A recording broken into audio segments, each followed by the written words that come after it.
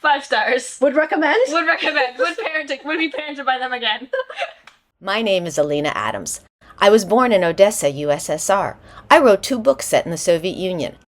My daughter was born in America. I'm going to tell her about the Soviet experience through books.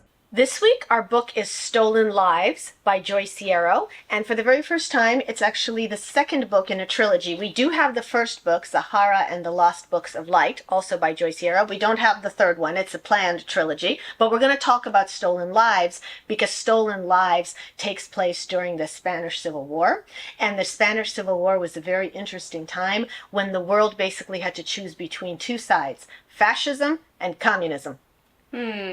So I always think about that time period as well.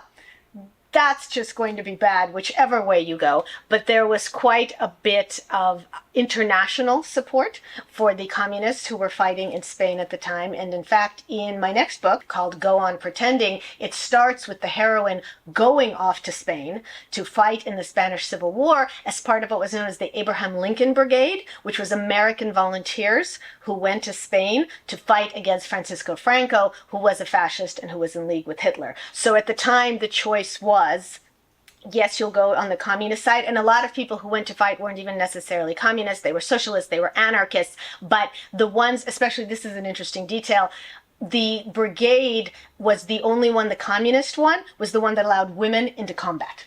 And as if you were a woman and you wanted to fight, rather than just do supportive duties, which a lot of women did, nursing and secretarial, if you wanted to fight, you had to join the Communist Party to go with the Abraham Lincoln Brigade. And if you think that doesn't come back to bite her later, historically speaking, well, you'd be wrong.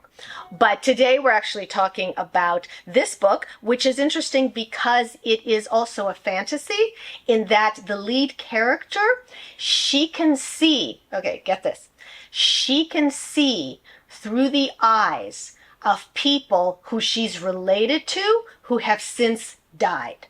So it's like she pops out of her own time and she pops into their time and watches through their eyes.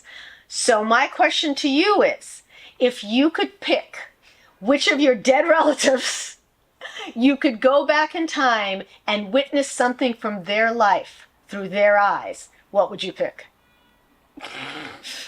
Well, all I was thinking was, wow, this does seem like your book. You like your multi-generational, but it's all in one person thing. I would go into one of the people who immigrated with you and see you as a little Soviet child.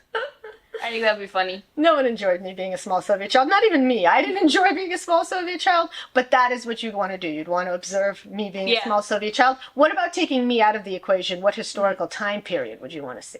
Time and place. Well, I like Anastasia the musical. Not the movie. The movie scared me because of the rat and the ghost. So I like Anastasia. It seems like a fun time period. Really? Well, let's put it this way. Do you think that any of your relatives were having fun? No. During the time of Anastasia, do you think any of your relatives were having a gay old time in Imperial Russia? Or were they closer to with the scary rat? None of the time sounds so fun, that's why you left. So I don't have very good options.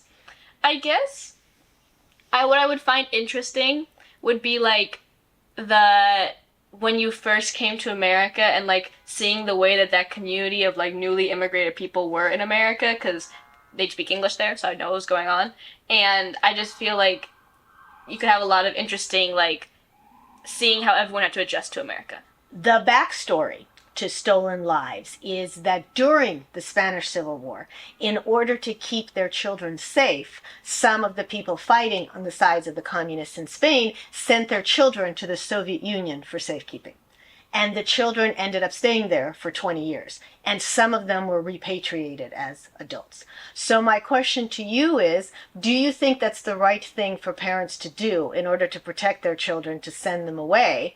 And the flip part of that is, if you had lived somewhere for 20 years, would you want to go back to your country of origin that you hadn't seen since you were 3 years old? The first thing that came to mind was Narnia, when you were talking about this? Because the movie starts with them on the train going away. It was very similar to that. And actually, those were Narnia, for those who missed their C.S. Lewis, is these are English children living in the cities that were being bombed nightly, and their parents sent them for safekeeping. Some of them went to the country, some of them went to America. And at the time, the children were told, oh, it's only for a few weeks, it's only for a few months, you'll be back. But the Blitz went on and on and on, and some of these kids ended up not seeing their parents for 3, 4, 5 years.